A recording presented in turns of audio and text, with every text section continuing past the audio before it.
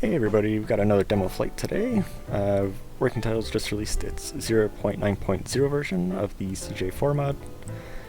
And like usual, I'm just going to go over as many of the new features as I can in this flight. So I hope you enjoy it, and let's go ahead and jump into the plane. Okay, so here we are in the cockpit of the CJ4. Go ahead and start this up like usual. Let's go air source to normal. Battery on. Avionics to dispatch. Turn the beacon light on. Start engine 2 right away. And if I press TrackIR here, we can start setting up the FMC. So first is pause init. Next is flight plan. So we're currently on the ground at Spruce Creek, so that's 7 Foxtrot Lima 6. And we're going up to La Crosse, Wisconsin, so KLSE. Our first waypoint is going to be Kennel. And don't forget to select a departure. We're taking off runway 24. Hit execute. Go back to the flight plan. Next. So after Kennel, we're going to Primus. And it sounds like engine 2 started, so we'll turn avionics on. Turn on the climate control, turn the fan speed down, and we'll start engine 1.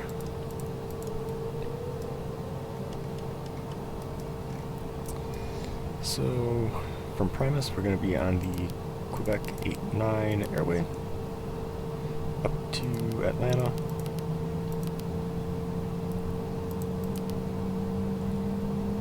And from there, it's going to be Jetway 89 to the Northbrook VOR.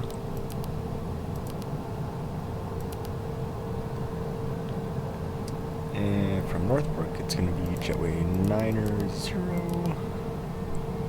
to Bribe.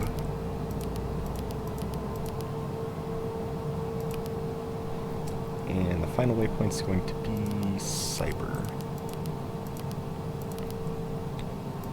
Hit execute, and we go to perf init. We have 6 passengers today. Cargo is going to be 300. Cruising altitude, we'll say go to the max service ceiling, 45,000 feet. Takeoff. So 220. At 3 knots. Temperature was 12. Altimeter was 29903. And we'll set that in the standby instrument. It's going to be dry runway conditions. Go next. Anti-ice will be off. Takeoff flaps 15. And you can see all of our V speeds over here. And we'll hit send. That turns blue. That means we've sent the speeds over to the PFD. For tuning page, I'll just turn the transponder on. I'm not using ATC, so I'm not going to use any of the radios for the departure. I'll get the present position view set up on the MFD. I have all of these memory buttons saved, the same as previous versions of the mod. We'll go back to the legs page. Now we're on the final steps to set up the plane for takeoff. Turn the nav light on, taxi light on.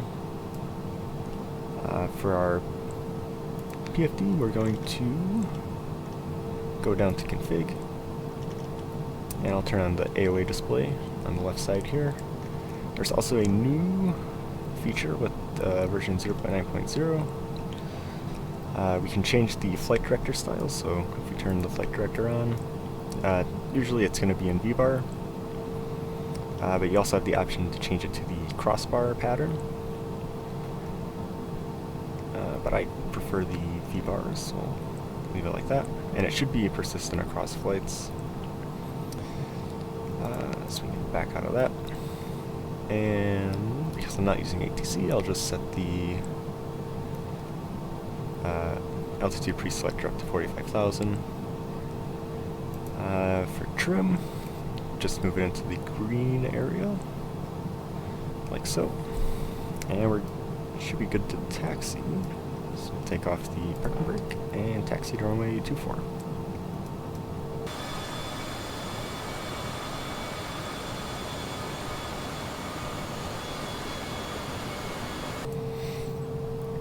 Okay, so we're at runway 24, and we'll just finish setting up the aircraft for takeoff. Go landing lights and strobe lights on. Turn on the pitot heat. Drop flaps to 15 degrees. And we'll engage takeoff mode. You can either use this mysterious button here, or you can use a keybind. I'll use the keybind, like so, and that will command the flight director to a 10-degree nose-up pitch. And we should be good to go. So we'll release the brakes, push the throttles into the takeoff detent.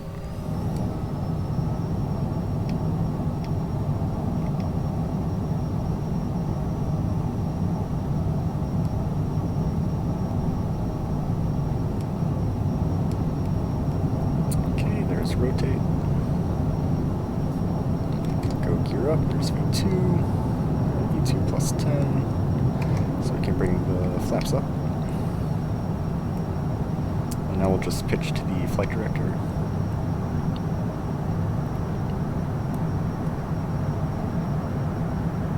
And we're about 400 feet, so we'll start our right turn, bring the power back to climb, and bring the plane out of takeoff mode.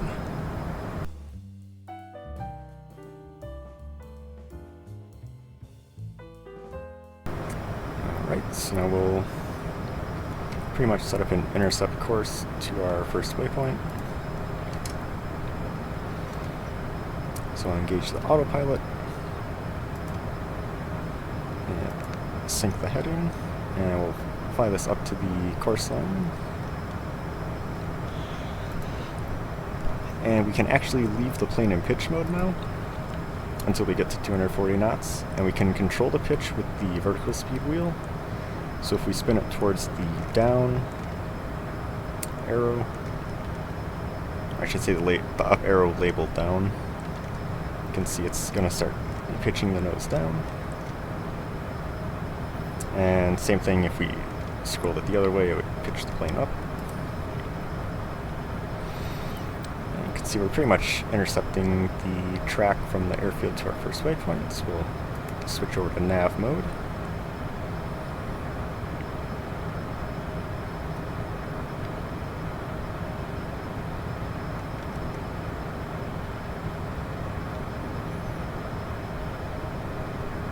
Okay, we're close enough to 240 knots, we can engage flight level change.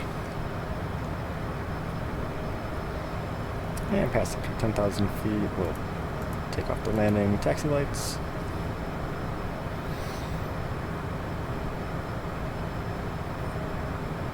And one thing I can point out here as we're climbing out, we now have new ranges on the displays. So we can now zoom in as far as 5 nautical miles on the outer ring and 2.5 on the inner ring. And if we zoom out, we can go all the way out to 600 nautical miles on the outer ring and 300 on the inner ring. Okay, so we're just going to hang out in the back of the plane here, let the plane fly itself up to cruising altitude, and then we'll start going over some of the new features in the update. Okay, so here we are up at 45,000 feet. And first thing I want to go over is the legs page. So there's a bunch of things that have been changed with this. First, you may notice the auto inhibit. So by default it's usually an auto. So when you reach a waypoint, it's going to flash over here, and then it will automatically change over to the next waypoint. You can actually switch this over to inhibit, and say we're flying up to Yanti right now. Once we reach Yanti, it will just keep this leg active. It won't actually progress the flight plan.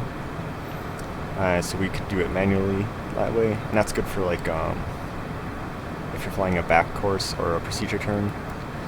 That's a good feature to use, but we'll just keep it in auto. And the next thing is we can actually activate a leg in the legs page. Previously, if you say took Atlanta here, I'll just zoom the map out so it's easier to see.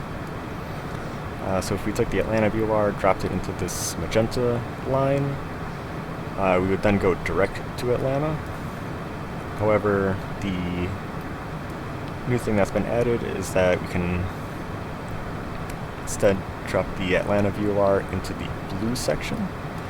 And what that will do is actually activate the leg between Atlanta and no one. So it would basically delete Shirks and Yanti and then draw an infinite line out from Atlanta pointing to no one, which would make a lot more sense if we were closer to it. But it's a pretty useful feature, especially on flying departures. And another thing that's been added to the legs page is the ability to enter custom waypoints. So if you look at the guide that's also been released with the mod, that'll give you a bunch of examples of each type of custom waypoint. So there's full lat long, shorthand lat long, fixed bearing distance, and then a long track offset. I can give two quick examples here. I have to go to the plan view and say bring it down to like swap. Let's see, go back to the legs page. So say we want to put a point between swap and recipe. What we'll do is say take swap, and this would be a long track offset.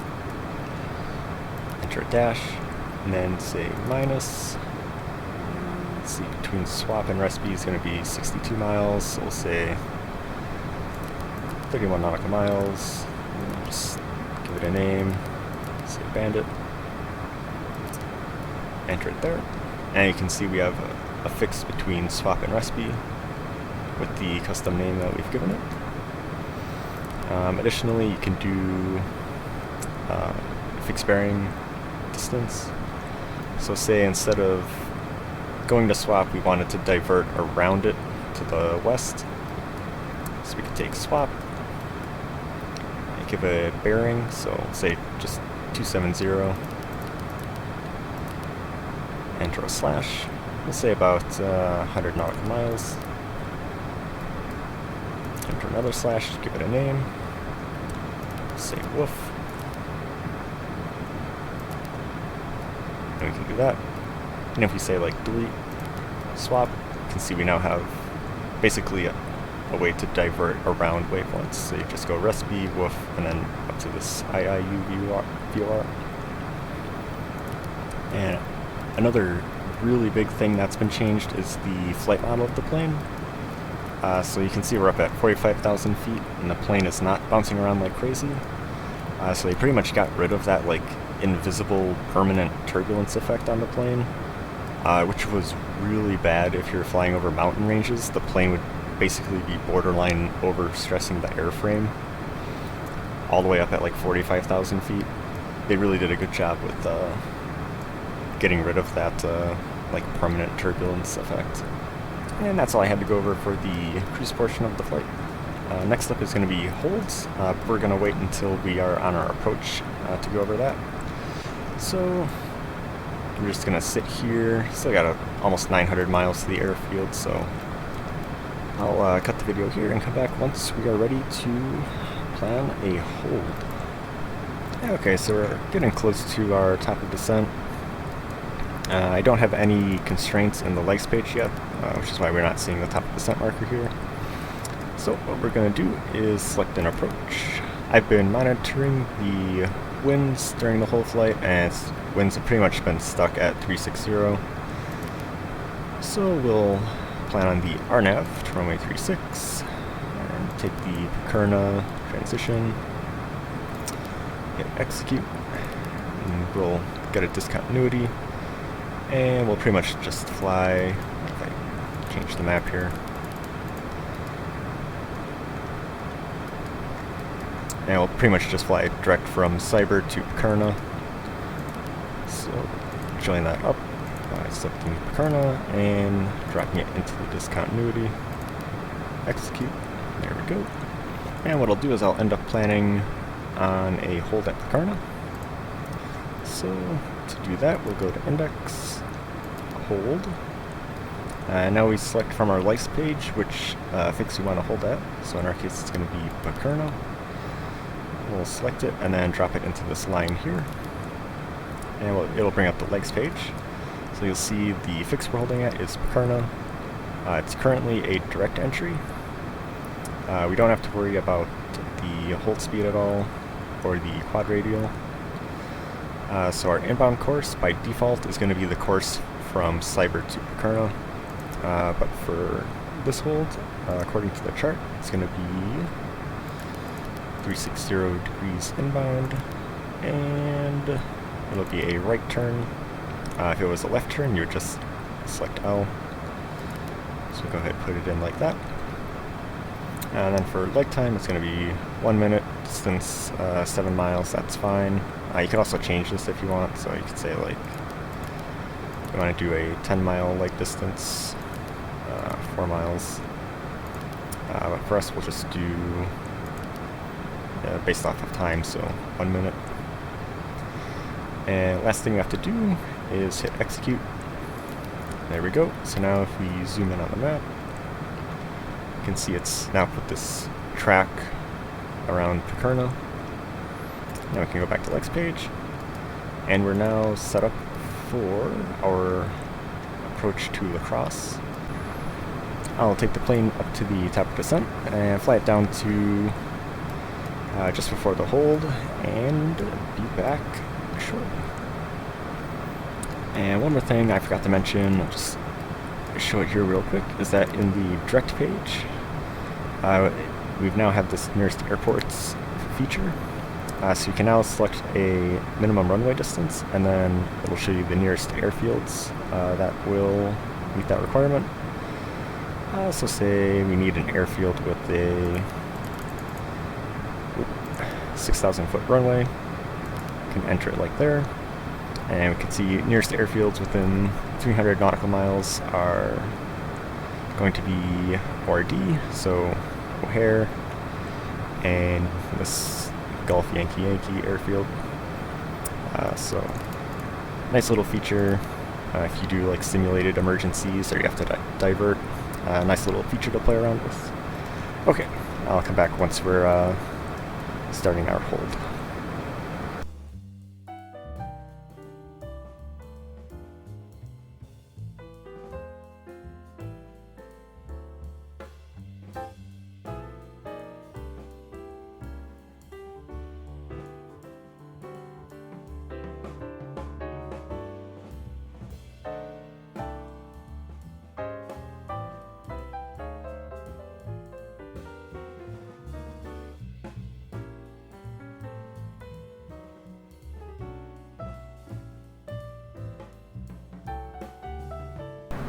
Okay, so here we are coming up to our hold. If we go to the hold page, we can see that it's going to be a direct entry. So based off of the course that you're going to hit this fix at, it could change to either direct, parallel, or teardrop. But we're just going to go direct, or it's chosen direct, so we're just going to hit Pikerno and immediately start a right turn to follow this course. And I'm still descending in VNav. I have the pre-selector at 3,500 feet. But I believe once we hit Pikerno, well, we might be at 3,500 feet. But we're going to try and slow down to about 200 knots when we reach Pikerno. Okay, so we'll bring the altitude speed brake out a bit just to slow us down a bit.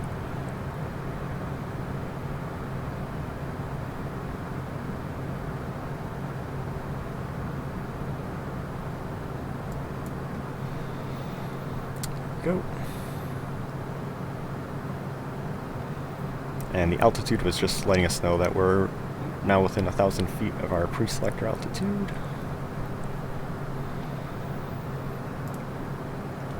Okay, and we're just about at Pikerno. And the plane's going to do a direct entry, so we're going to do a right turn. Okay, now we should level off at 3,500 feet, holding about 200 knots. Only a mile from the fix now, so the plane should start turning any second.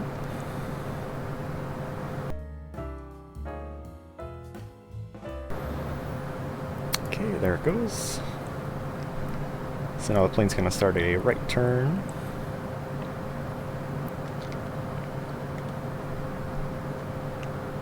And don't worry too much about the plane not flying perfectly on this track that it draws.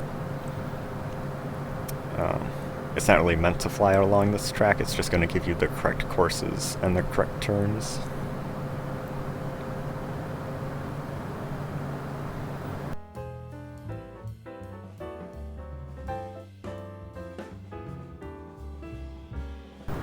Okay, so the plane's turning on the outbound portion of the hold. While it's doing that, we can go ahead and set up the landing performance. So we'll get the ATIS information here. Across airport information uniform 1600 Zulu. Wind 001 at 7. Visibility 10.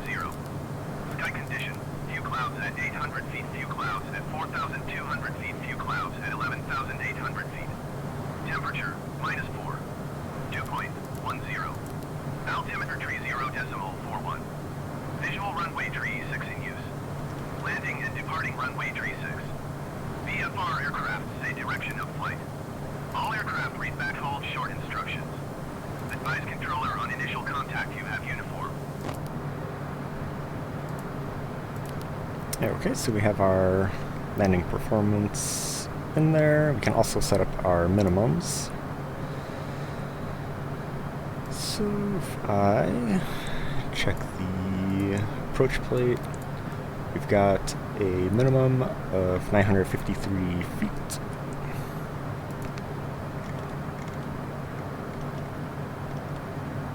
So we'll select barometric. Spin this up to 953.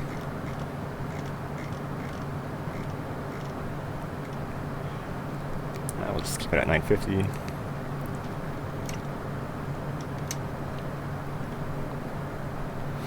And for the missed approach, it's going to be climbing to, I believe, 3,500 feet straight ahead to Pogik.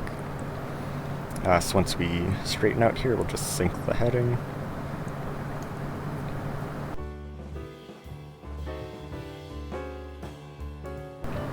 Okay, we're now on the inbound leg of the hold. And so what we can do is we'll now hit exit hold.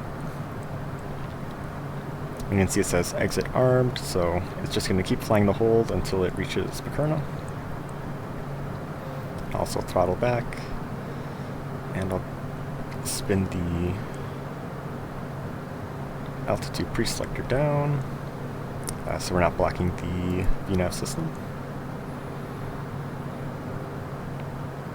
So there's Bakurna. Now we'll get rid of the hold and continue on with the approach.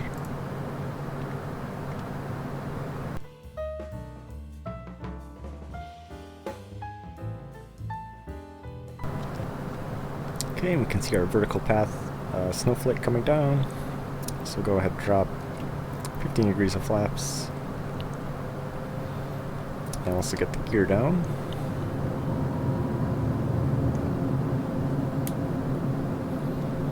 And just double check our VREF is going to be 105 and approach speed is going to be 112.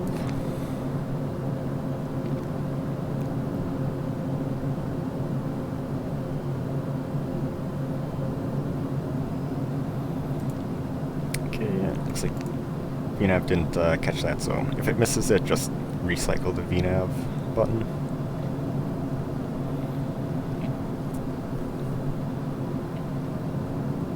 Now since we're coming up to the final approach fix, we can go ahead and select approach. So now you'll see we are in approach and we've captured the vertical glide path. That also means we can set our missed approach altitude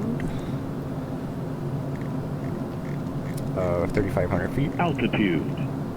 And you have to do it with the knob in the plane, otherwise if you use the keybind it's going to mess up the VNAV system. And then also we have to sync our heading for the missed approach.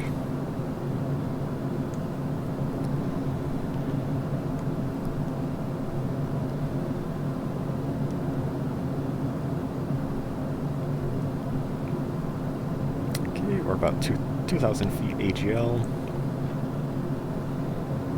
Looking pretty good on the glide path.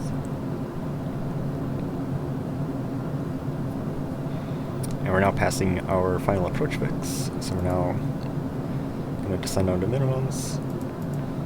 Turn the anti-ice on because the anti-ice system in the game is weird right now. Let's make sure it clears up. Alright, turn it off again.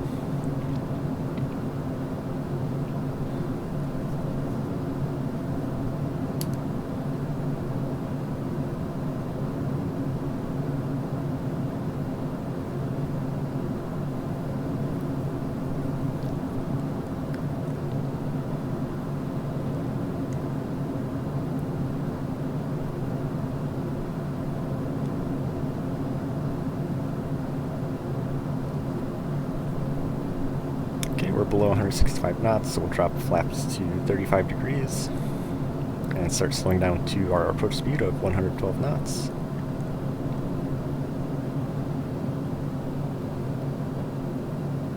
Go ahead and disconnect the autopilot now, turn the yaw damper off.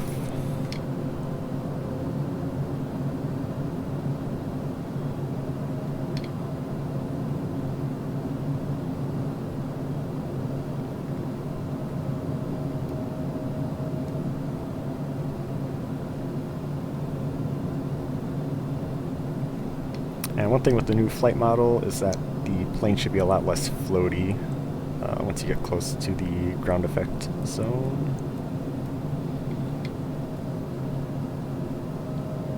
500. Okay, there's 500 feet. And there is a displace threshold on runway 36. So make sure not to land short. Okay, we're on V approach, a little bit below the vertical path. Minimums. There's minimums.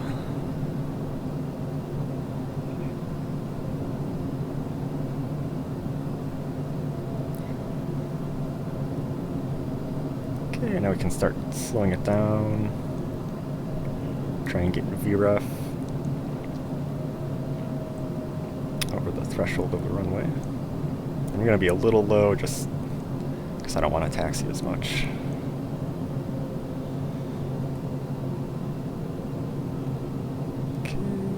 Hold it off. There we go. Get the speed brake up. Can start braking.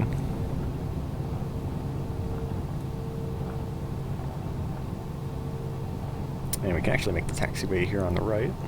So we'll bring the flaps up, speed brake up.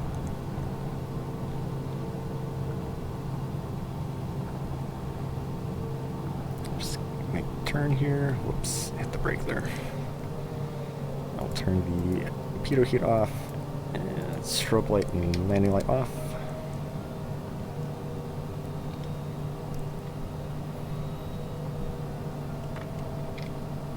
Now you can see the autopilot's now basically deselected everything, so it's reverted back to roll and pitch. And I believe we should be able to just turn the flight director off. Okay, aircraft is cleaned up, and we'll taxi over to the parking area over there. So I'll speed this up a bit.